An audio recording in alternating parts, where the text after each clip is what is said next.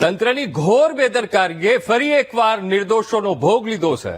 આજનો દિવસ એ ખૂબ ભારે પુરવાર થયો છે, કેમ કે તંત્રની નિષ્કાળજીને કારણે ફરી એકવાર રાજ્યનો એક બ્રિજ ધરાશાયી થયો અને 9 માનવ જિંદગીઓ તેમાં હોમાઈ ગઈ. નમસ્કાર, વીટીવી ન્યૂઝના વિશ્લેષણમાં આપનું સ્વાગત છે. હું છું અંકુર રાવલ. આ નિર્ભર તંત્રના પાપે આજે સવારે 9 જિંદગીઓનું જીવન ખતમ થઈ ગયું. મુજપુર ગંભીરા બ્રિજ ધરાશાયી થયો અને જેમાં ઉપરથી પસાર થતા 5 વાહનો સીધા જ પાણીથી છલોછલ મહી નદીમાં ખાબક્યા. હવે જે લોકો મોતને ભેટ્યા છે તે લોકો નોકરી ધંધા માટે પ્રાઇવેટ વાહનોમાં નીકળ્યા હતા. આ એ હતભાગી હતા કે જેમને પોતાના કામના સ્થળે, કોઈ પરિવારને પોતાના પારિવારિક કામ અર્થે કોઈ જગ્યાએ પહોંચવાનું હતું, પણ તંત્રની એ બેદરકારીને કારણે આ 9 કમનસીબ લોકોને આ દુનિયા છોડી દેવી પડી છે. ત્યારે સવાલ એ થાય કે વારંવાર સ્થાનિક લોકો અને અગ્રણીઓ જે ખૂબ રજૂઆત કરી હતી તે છતાં પણ કેમ કોઈ કામગીરી ન કરવામાં આવી? ત્યારે આ બ્રિજ દુર્ઘટના કેવી રીતે બની, કયા કયા વૈકલ્પિક માર્ગો હવે એ બતાવવામાં આવ્યા છે કે જેથી કરીને ટ્રાફિક અવરોધાય નહીં. હવે જે વૈકલ્પિક રસ્તા બતાવવામાં આવ્યા છે તો ત્યાં પણ બ્રિજની કેવી હાલત છે એ પણ જાણીશું. અને અત્યાર સુધી રાજ્યમાં કયા કયા બ્રિજ છે જે જર્જરિત હાલતમાં છે તેની પણ માહિતી મેળવીશું. સાથે સૌથી પહેલા દુર્ઘટના કેવી રીતે ઘટી એ પણ આપણે જાણી લઈએ અને એ ઓગમેન્ટેડ ગ્રાફિક્સના માધ્યમથી એ સમજવાનો પ્રયત્ન કરીએ કે કેવી રીતે આ દુર્ઘટના બની હતી. તો હવે મુજપુર ગંભીરા બ્રિજ જે ધરાશાયી થયો છે અને બુધવારે સવારે 8:10 એટલે કે આજે સવારે 8:10 વાગે આ દુર્ઘટના બની. જર્જરિત હોવા છતાં બ્રિજ વાહન વ્યવહાર માટે એ શરૂ રાખવામાં આવ્યો હતો. ટ્રાફિક ત્યાં પૂર્વવત હતો અને બ્રિજ પર મસ્ત મોટા ખાડા હતા અને આ મસ્ત મોટા ખાડાને કારણે ટ્રાફિક જામ ત્યાં એ થતો હતો અને તેના કારણે લોડ ખૂબ એ બ્રિજ ઉપર પડતો હતો. હવે ટ્રાફિક જામના કારણે મોટી સંખ્યામાં વાહનો બ્રિજ પર જતા આવતા હતા અને એના કારણે લોડ વધતા આ બ્રિજ ધરાશાયી થયો અને એકાએક આ બ્રિજ વચ્ચેથી તૂટી પડ્યો અને જેમાં 5 વાહનો એ મહી નદીમાં ખાબક્યા. બ્રિજ તૂટ્યા અને 5 વાહનો એ મહી નદીમાં ખાબક્યા હતા અને સાથે જ બ્રિજ તૂટવાની આ ઘટનાના 2 કલાક બાદ પોલીસ ઘટના સ્થળે પહોંચી હતી. હવે જ્યારે આ બ્રિજ તૂટ્યો ત્યારે સૌથી પહેલા આસપાસના સ્થાનિક યુવાનો ત્યાં પહોંચી ગયા હતા અને રેસ્ક્યુ ઓપરેશન શરૂ કરી દેવામાં આવ્યું હતું. રેસ્ક્યુની કામગીરી શરૂ કરી દેવામાં આવી હતી, પણ પોલીસ ક્યારે પહોંચી? 2 કલાક પછી. હવે મુજપુર ગંભીરા બ્રિજ ધરાશાયી થયો ત્યારે એ બ્રિજ કેટલો મહત્વપૂર્ણ હતો, એ આસપાસના ગામડાઓને જોડતો આ બ્રિજ તેને ક્યારે બનાવવામાં આવ્યો હતો અને એ પંથકના લોકોને કેટલો ફાયદો થતો હતો આ બ્રિજને કારણે એ જાણવું પણ અહીંયા એટલું જરૂરી બની જાય છે. તો એ સમજવાનો આપણે ગ્રાફિક્સના માધ્યમથી પ્રયત્ન કરીએ કે ક્યારે બ્રિજનું નિર્માણ કર્યું હતું ને કેટલો એ બ્રિજ ઉપયોગી હતો. હવે આ જે બ્રિજ છે ગંભીરા બ્રિજ, બોરસદ તાલુકાથી પાદરા અને વડોદરા જવા માટે ખૂબ સૌથી પહેલા તો તકલીફ પડતી. વાત છે 1985 પહેલાની કે જ્યારે બોરસદ તાલુકાના લોકો આ તરફ વટામણથી જે લોકો આવતા હોય, જે સૌરાષ્ટ્ર તરફથી જે લોકો આવતા હતા, તેમને પાદરા, વડોદરા, જંબુસર તાલુકો અને આ તરફ ભરૂચમાં જવું હોય, ભરૂચના ગામડાઓ સુધી પહોંચવું હોય તો આ બ્રિજનો ખાસ ઉપયોગ થતો અને આ સમસ્યા નિવારવા આ ગંભીરા બ્રિજનું નિર્માણ કરવામાં આવ્યું હતું. એ વખતે ખૂબ રજૂઆતો કરવામાં આવી હતી અને ત્યારે આ બ્રિજનું નિર્માણ કરવામાં આવ્યું કે જેથી કરીને આ ગામડાઓના લોકોને જે સમસ્યા પડી રહી છે એ સમસ્યાનું નિવારણ આવે. હવે 1985 અને આ 1985માં બ્રિજનું નિર્માણ કરવામાં આવ્યું અને આ ગંભીરા બ્રિજ બનાવવામાં આવ્યો. હવે આ ગંભીરા બ્રિજ બનતા લોકોને ખૂબ સવલિયત એ ઊભી થઈ અને સાથે સાથે બ્રિજની લંબાઈની વાત કરી લઈએ. બ્રિજની લંબાઈ છે 900 મીટર. 900 મીટર લાંબો આ મહી નદી ઉપર એ બ્રિજ બનાવવામાં આવ્યો છે. સાથે જે થાંભલાઓ છે 23 થાંભલાઓના ટેકે આ બ્રિજ એ ઉભો હતો. તેના ટેકે બ્રિજ તૈયાર કરવામાં આવ્યો હતો અને સૌથી મહત્વપૂર્ણ બાબત એ છે કે આસપાસના ગામડાઓ માટે ખૂબ એ ફાયદાકારક હતો. હવે મધ્ય ગુજરાતને સૌરાષ્ટ્ર સાથે જોડતો આ મુખ્ય બ્રિજ એ માનવામાં આવતો, એટલે કે મુજપુર ગંભીરા બ્રિજ કે જે લોકો તારાપુર વટામણથી થઈને આવે અને બોરસદ થઈને અથવા તો ભાદરણ થઈને તે લોકો આ તરફ આવતા અને ભરૂચના ગામડાઓ સુધી તેમને નીકળવા માટે સરળતા રહેતી. શા માટે? આ બ્રિજના કારણે. હવે બોરસદના ગામડાઓને ભરૂચના ગામડાના સંબંધોને જોડતો સેતુ આ બ્રિજને માનવામાં આવતો હતો અને આનો ઉપયોગ ખૂબ મહત્વપૂર્ણ હતો અને તેના કારણે લોકોનો એક સંબંધ પણ, ભાવનાત્મક સંબંધ પણ આ બ્રિજ સાથે એ જોડાયેલો હતો. અને હવે પરિસ્થિતિ એકદમ વિપરીત બની ગઈ છે. હવે એ પણ જાણવું અહીંયા એટલું જ જરૂરી છે, જ્યારે મુજપુર ગંભીરા બ્રિજ ધરાશાયી થયો છે ત્યારે વૈકલ્પિક રૂટની માહિતી મેળવવી પણ એટલી જ જરૂરી છે, કારણ કે વૈકલ્પિક રૂટ તૈયાર કરવામાં આવ્યા છે કે ક્યાંથી કેવી રીતે જવાનું છે. તો એ પણ અહીંયા સમજી લઈએ, ગ્રાફિક્સના માધ્યમથી સમજીએ કે કયા રૂટ એ તૈયાર કરવામાં આવ્યા છે. તો સૌથી પહેલો છે વડોદરાથી તારાપુર જતા જે વાહનો છે તેમને સીધા વડોદરા ફાજલપુર થઈને વાસદ તરફ જવાનું રહેશે. જે મોટા વાહનો છે તેમને વાસદ તરફ વાસદ હાઈવે એ રૂટનો ઉપયોગ કરવાનો રહેશે. જે હેવી વ્હીકલ્સ છે તે લોકોને, સાથે વડોદરાથી બોરસદ તાલુકાના ગામડાઓ તરફ જતા વાહનોને સિંદરોડ બ્રિજનો ઉપયોગ કરવાનો રહેશે. એટલે જે નાના વાહનો છે તેઓ સિંદરોડ બ્રિજને પાર કરીને તેઓ જઈ શકશે. એટલે આ તરફ જે લોકો ગંભીરાથી જે લોકો આવી રહ્યા છે અને મુજપુર જવું છે તો મુજપુર જવા માટે એ વૈકલ્પિક રૂટનો ઉપયોગ કરવાનો રહેશે સિંદરોડ બ્રિજનો. અને ભારે વાહનોએ ફાજલપુર થઈને વાસદ તરફ નીકળવાનું રહેશે. ભારે વાહનો માટે વાસદ બ્રિજ ત્યાંથી તેમને જવાનું રહેશે. આ વૈકલ્પિક એક રૂટ એ બતાવવામાં આવ્યો છે અને ભારે વાહનો તેમજ સાથે નાના વાહનો માટે અલગ રૂટ રાખવામાં આવ્યા છે. સાથે પાદરા તરફથી આણંદ કે તારાપુર જવું છે તો ત્યાં જવા માટે નાના વાહનોએ એ સિંદરોડ બ્રિજનો ઉપયોગ કરવાનો રહેશે. અને આ તરફ જે હેવી વ્હીકલ્સ છે, મોટા વાહનો છે, તેમને જવાનું રહેશે તો વાસદ થઈને તેમને જવાનું રહેશે અને જે નેશનલ હાઈવે પરનો બ્રિજ છે ત્યાંથી તેઓ નીકળી શકશે. હવે આ બે વૈકલ્પિક રૂટને આપણે મેપથી થોડો સમજવાનો પ્રયત્ન કરીએ કે જેના કારણે થોડી સ્પષ્ટતા આવે, તેમજ એ પણ જાણીએ કે ત્યાંના લોકોને કેટલું મોટું ચક્કર હવે મારવું પડી રહ્યું છે. તો એ આપણે અહીંયા મેપથી સમજવાનો પ્રયત્ન કરીએ. તો જે બ્રિજ ધરાશાયી થયો છે મુજપુર બ્રિજ, એ ગંભીરા બ્રિજ આ દેખાઈ રહ્યો છે, એ ગંભીરા બ્રિજ એ ધરાશાયી થયો છે. ને જે સૌથી પહેલો જે રૂટ છે સિંદરોડ ઉપર થઈને નીકળવાનું છે તો બોરસદ આંકલાવ થઈને શેરખી, અને શેરખી થઈને તમે વડોદરા પહોંચી શકશો. ક્યાં થઈને? તો સિંદરોડ થઈને તમારે જવાનું રહેશે. જે સિંદરોડ ઉપરનો જે બ્રિજ છે એ નાના વાહનો માટે એ ખુલ્લો રખાયો છે ને નાના વાહનો એ ત્યાંથી પસાર થઈ શકશે. મોટા વાહનો માટે જે રૂટ એ બનાવવામાં આવ્યો છે બોરસદ છે, આસોદર છે, વાસદ થઈને આ બ્રિજ એ ક્રોસ કરવો પડશે. અને ત્યારબાદ જો તેમને આ તરફ આવવું છે, તેમને પાદરા તરફ જવું છે તો અનગઢ ગામથી તેઓ શેરખી અને શેરખીથી પાદરા તેઓ પહોંચી શકે છે, અથવા તો ડબાસા અને મુજપુર તેઓ પહોંચી શકે છે. અને આ તરફ વડોદરા જવું હોય તો સીધા તેઓ ત્યાં નીકળી શકે છે. પણ હવે ચક્કર કેટલું મોટું મારવું પડે છે. હવે જે આ સિંદરોડનો જે આખો રસ્તો છે, હવે જો બોરસદથી આ જે સિંદરોડના માર્ગે મુજપુર જવું છે તો મુજપુર જવા માટે તે લોકોને જે નાના વાહનો છે એ લોકોને લગભગ 43 કિલોમીટરનું ચક્કર તેમને મારવું પડશે. હવે આ તરફ બોરસદ, આસોદર, વાસદ જે મોટા વ્હીકલ્સ માટે જે રૂટ બનાવવામાં આવ્યો છે તો તે લોકોને એક તરફ બોરસદથી વાસદનું આપણે અંતર ગણીએ તો લગભગ 24-25 કિલોમીટર જેટલું અંતર થાય. અને વાસદથી વડોદરા જો જવું છે એ લોકોને એટલે બીજા 25-30 કિલોમીટરનું અંતર આપણે માની લો તો લગભગ 60 થી 65 કિલોમીટરનો તેમને એ ચક્કર મારવું પડશે. આ તરફ એ જ રીતે પણ જો આ તરફથી એ લોકોને પાદરા જવું છે તો અનગઢ થઈને શેરખી અને પાદરા, તો ત્યાં એક તરફ અહીંયા 24-25 કિલોમીટર ને આ તરફ બીજા 40 કિલોમીટર તેમને ગણી લેવાના છે. એટલે 65 થી પણ વધારે કિલોમીટરનું ચક્કર તે મોટા વ્હીકલ્સ છે તેમને મારવું પડે. એટલે આ પરિસ્થિતિ અહીંયા ઉભી થઈ છે. વૈકલ્પિક રૂટ એ તમને સમજાવ્યો. અને હવે બોરસદ તરફથી અથવા તો જે લોકો સૌરાષ્ટ્ર તરફથી વટામણ થઈને મધ્ય ગુજરાતમાં પ્રવેશ કરવો છે તો ગંભીરા બ્રિજના બદલે નાના વાહનોએ સિંદરોડ અને મોટા ભારે જો વ્હીકલ્સ છે તો વાસદથી વડોદરા ભરૂચ તરફ જવાનું રહેશે. ત્યારે એ પણ હવે અહીંયા જાણવું એટલું જરૂરી છે કે રાજ્યમાં કેટલા એવા બ્રિજ છે જે છેલ્લા 5 વર્ષમાં તૂટ્યા છે.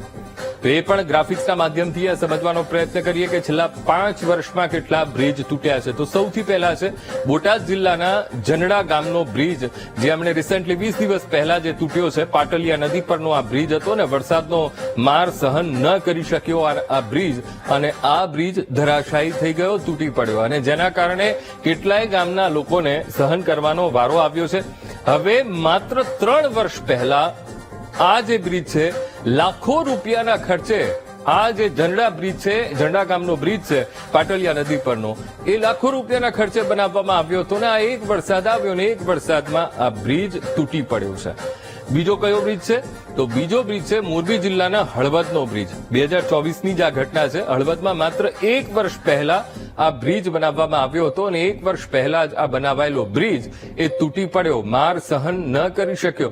હવે શાના કારણે તો એ પણ સમજવાનો પ્રયત્ન કરીએ. નવા કોઈબાથી જૂના કોઈબાને જોડતો આ પુલ વરસાદમાં તૂટી પડ્યો, ધોધમાર વરસાદ પડ્યો અને જેના કારણે આ બંને ગામને જોડતો જે રસ્તો હતો એ રસ્તો હવે નથી રહ્યો, એ રસ્તો તૂટી પડ્યો.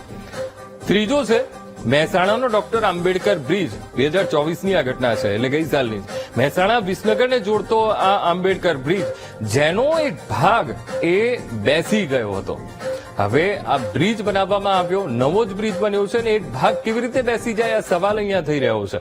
બ્રિજના ઉપરના ભાગને જોડતી જે એક્સલ અને રોડ વચ્ચે 2 ફૂટનું ગાબડું પડી ગયું હતું અને જેના કારણે જીવનું જોખમ પણ ઉભું થઈ ગયું હતું. વાહન ચાલકોને ખૂબ એ ભયનો સામનો કરવો પડ્યો હતો. ચોથો કયો બ્રિજ છે તો સુરતનો મેટ્રોનો બ્રિજ. સુરતનું સારોલી અને સારોલીમાં એ મેટ્રો ફ્લાયઓવર બ્રિજનો એક ભાગ એ નમી પડ્યો હતો અને જેના કારણે આસપાસ એક ભયનો માહોલ ઉભો થઈ ગયો હતો. સારોલીમાં આ જ્યારે કામ ચાલી રહ્યું હતું મેટ્રોનું, ત્યારે આ બ્રિજ એ નમી પડ્યો હતો. બ્રિજ ક્ષતિગ્રસ્ત થતા સ્લેબમાં તિરાડો પણ પડી ગઈ હતી અને ત્યારે પણ ખૂબ ચર્ચા એ શરૂ થઈ હતી અને સાથે સાથે ગુણવત્તાને લઈને પણ સવાલો ઉભા થયા હતા. પાંચમો કયો બ્રિજ છે? છોટાઉદેપુરના બોડેલીનો બ્રિજ. ગયા વર્ષની આ ઘટના છે. બોડેલીનો આ 50 વર્ષ જૂનો આ બ્રિજ એ તૂટી પડ્યો હતો અને તેના કારણે ઘણા ગામડાના લોકોને ખૂબ હેરાન થવાનો વારો આવ્યો હતો. તો આ 50 વર્ષ જૂનો બ્રિજ કેવી રીતે તૂટ્યો? તો ભારે વરસાદ અને ભારે વરસાદને કારણે બ્રિજ પડી ભાંગ્યો હતો, જેના કારણે આસપાસના ગામડાના લોકોને સહન કરવાનો વારો આવ્યો હતો. ખૂબ લાંબુ ચક્કર લગાવીને તેમના જ્યાં જવું છે ત્યાં જવું પડતું હતું. અને સાથે છઠ્ઠો ગયો છે ચોટીલાના હબિયાસર ગામનું એ બ્રિજ. 2024ની એ ઘટના છે. ચોટીલા તાલુકામાં ખૂબ વરસાદ પડ્યો, ભારે વરસાદ, અને ભારે વરસાદ પડતા જે હબિયાસર ગામ છે એ હબિયાસર ગામનો બ્રિજ એ ભાંગી પડ્યો હતો. આ બ્રિજ તૂટી પડ્યો, ધરાશાયી થઈ ગયો. હવે તેના કારણે હબિયાસર ગામના લોકોને ખૂબ મુશ્કેલી સહન કરવાનો વારો આવ્યો. સાથે આ જે રસ્તો છે એ 5 થી વધુ ગામોને જોડતો આ બ્રિજ હતો અને એ તૂટી પડ્યો અને આ જ બ્રિજ તૂટી પડતા અવરજવર માટે સંપૂર્ણ રીતે આ બ્રિજને બંધ કરી દેવામાં આવ્યો હતો, જેના કારણે ઘણા લોકોને મુશ્કેલી વેઠવાનો વારો આવ્યો હતો. સાતમો કયો બ્રિજ છે? સાતમો છે આણંદમાં બુલેટ ટ્રેન માટેનો બ્રિજ. 2024ની આ ગઈ સાલની ઘટના છે. આણંદ જિલ્લામાં મહીસાગર નદી પાસે આ બ્રિજ, જેનું નિર્માણ ચાલી રહ્યું હતું, નિર્માણાધીન બ્રિજ હતો અને આ નિર્માણાધીન બ્રિજ એ તૂટી પડ્યો. હવે બુલેટ ટ્રેન પ્રોજેક્ટના બ્રિજનું કામચલાઉ જે માળખું છે એ માળખું તૂટી પડ્યું હતું. હવે એકાએક આ માળખું તૂટી પડતા ઘટના એ બની કે 3 શ્રમિકો ત્યાં એ માળખા પાસે કામ કરી રહ્યા હતા અને તેમના ત્યાં જ મોત થયા હતા. તો એ આણંદમાં બુલેટ ટ્રેન માટેનો જે બ્રિજ એ ધરાશાયી થયો અને જેમાં 3 લોકોએ જીવ ગુમાવવાનો વારો આવ્યો હતો. સાથે 8મો છે પાલનપુરનો નિર્માણાધીન બ્રિજ. 2023 આરટીઓ સર્કલ પાલનપુરનું અને આરટીઓ સર્કલ પાસેનો એ નિર્માણાધીન જે ઓવરબ્રિજ છે, ઓવરબ્રિજનો એક ભાગ એ તૂટી પડ્યો હતો અને એની નીચે એક રિક્ષા ઉભી હતી અને રિક્ષા ચાલક તેમાં એ આખી ઘટનામાં મોતને ભેટ્યો હતો. રિક્ષા ચાલક સહિત 3 વ્યક્તિઓ આ જે ઘટનામાં કાટમાળમાં દટાઈ ગયા હતા અને મોતને ભેટ્યા હતા રિક્ષા ચાલક. 9મી ઘટના છે ખેડાના બામણ ગામનો બ્રિજ. 2023ની આ ઘટના છે.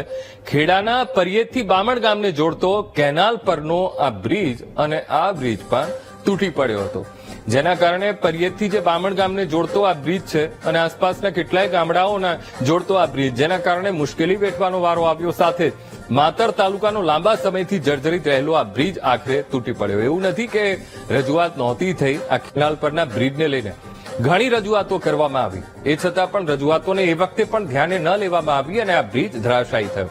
10મી ઘટના છે જૂનાગઢના ધંધુસરનો બ્રિજ. 2023ની આ ઘટના છે.